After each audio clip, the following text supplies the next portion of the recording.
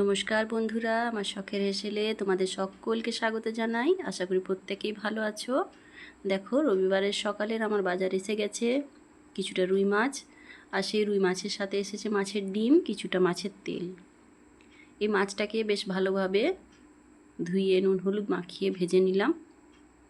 তোমাদের সাথে আজকে শেয়ার করব আজ রবিবারে আমার দুপুরের রান্নায় আমি কি রান্না করেছিলাম।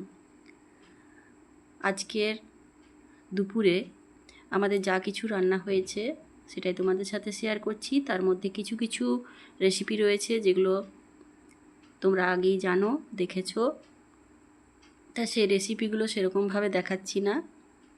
এখানে রুই মাছটা ভেজে তুলে নিয়ে মাছের মাথাটা দিয়ে লাউয়ের ঘন্ট করেছিলাম। মাছের মাথা দিয়ে লাউয়ের ঘন্ট আমার এই চ্যানেলের মধ্যে তোমরা পেয়ে যাবে, যারা দেখোনি তারা দেখে নিও। আর বাকি মাছটা দিয়ে মশলা দিয়ে মাছের ঝোল বানিয়েছিলাম। আজকের মেন রেসিপির মধ্যে রয়েছে মাছের ডিমের বড়া।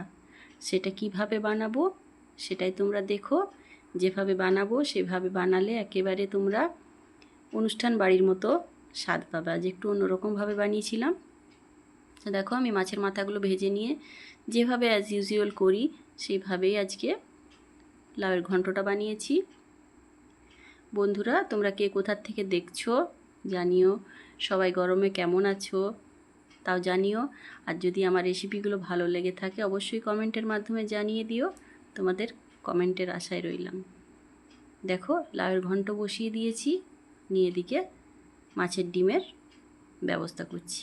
কি করছি দেখো, মাছের ডিমটা ধুয়ে নিয়েছি, তার মধ্যে দিয়ে দিলাম বেশ খানিকটা পেঁয়াজ কুচো, দিয়েছি কাঁচা লঙ্কা কুচি, আর দিলাম একটু আদা রসুন বাটা, পরিমাণ মতো হলুদ, স্বাদ মতো নুন, দিয়ে দিচ্ছি কিছুটা লঙ্কার গুঁড়ো, আর বাইন্ডিংয়ের জন্য দিচ্ছি এখানে খানিকটা বেসন। নিয়ে এগুলো বেশ ভালোভাবে আমি হাতের সাহায্যে মেখে নিয়েছিলাম। দেখো, খুব সুন্দরভাবে পুরোটাই মেখে নিয়েছি। মেখে নেওয়ার পর কড়াইতে তেল গরম করে নেব। কড়াতে তেল গরম করে নিয়ে একে একে বড়ার আকারে ভাজবো। কিন্তু বড়ার আকারে ভাজার পরেও আরেকবার এটাকে ভাজতে হবে।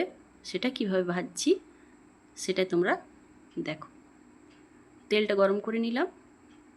গরম করে নিয়ে একটা একটা করে বড়ার আকারে দিয়ে দেব। বন্ধুরা, যারা এই চ্যানেলের ভিডিও মাঝে মধ্যে দেখে থাকো, ভালো লাগে, তারা চ্যানেলটি সাবস্ক্রাইব করে একটু পাশে থেকো। তোমরা পাশে থাকলে আমি এগিয়ে যাওয়ার অনেক সাহস পাই। দেখো, বড়াগুলো এপিট ওপিট হালকা করে ভাজবো, খুব একটা কড়া করে ভাজবো না। এবার তোমাদের মনের মধ্যে প্রশ্ন আসতে পারে, মাছের ডিমের বড়াগুলো হালকা করে ভাজলে এর ভেতরটা তো কাঁচা থেকে যাবে। কাঁচা থাকবে না বন্ধুরা। এবার আমি কি করি এর সাথে সেটা তোমরা দেখো। বড়াগুলো সব তুলে নিয়েছি, একটা গ্লাস নিয়েছি। গ্লাসের পিছন দিকে করে এই বড়াগুলো এইভাবে চেপে দিতে হবে। চেপে যতটা সম্ভব পাতলা করে দেব।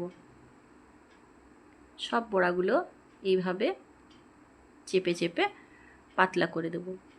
পাতলা করে দেওয়ার পর এগুলো আরেকবার ওই কড়াইতে তেলের মধ্যে ফ্রাই করে নেব।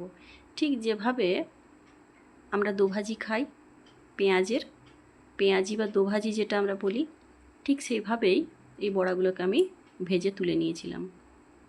এইভাবে ডবল ফ্রাই করলে এই বড়াগুলোর প্রচণ্ড ভালো টেস্ট পাওয়া যায়। তোমরা একবার ট্রাই করে দেখো। দেখো, খুব সুন্দরভাবে লাল লাল করে ভাজা হয়ে গেছে। আমি এবার এগুলো সব কটাকে তুলে নিলাম। আজকের মেনু তোমাদের যদি ভালো লেগে থাকে বন্ধুরা কমেন্টের মাধ্যমে জানিও। আজকে দুপুরের মেনু তোমাদের সাথে শেয়ার করতে চলে এসেছি। দেখো, করেছিলাম মাছের ডিমের বড়া, সাদা ভাত, তার সাথে হয়েছে আমাদের মাছের মাথা দিয়ে লাউয়ের ঘন্ট, মাছ ভাজা, আর হয়েছে রুই মাছের পাতলা ঝোল। কেমন লাগলো অবশ্যই জানিও। পাশে থেকো, সুস্থ থেকো, ভালো থেকো সবাই। দেখা হচ্ছে পরবর্তী ভিডিওতে।